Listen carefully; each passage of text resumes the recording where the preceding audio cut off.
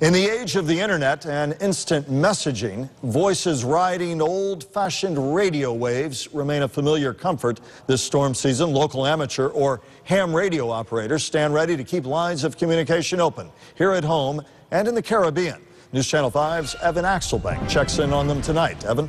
Michael, there are 3,000 people who have ham radios in Palm Beach County, and each one of them is waiting anxiously to see whether Emily arrives in South Florida, because they could be called to action.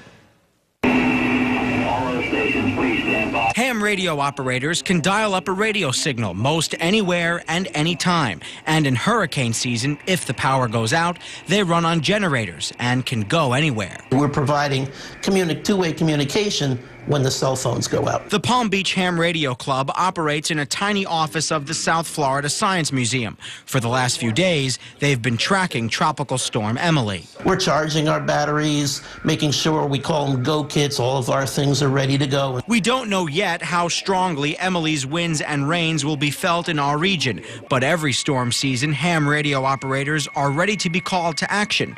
If storm shelters are open, they're there. Radios at the ready to relay messages from one shelter to another. Beverly Hoff gave us a sample message. Our air conditioning is now on generator.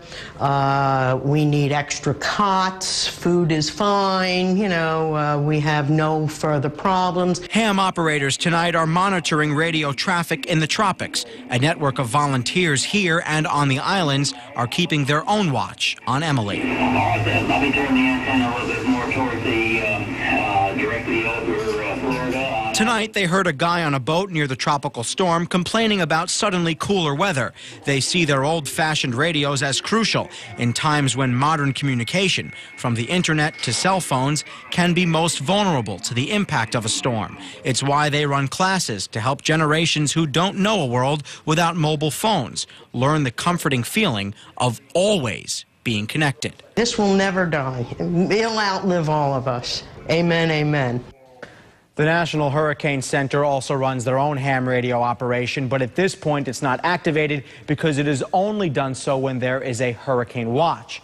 Locally, ham radio owners wait for word from the county before they spring into action. Evan Axelbank, WPTV News Channel 5.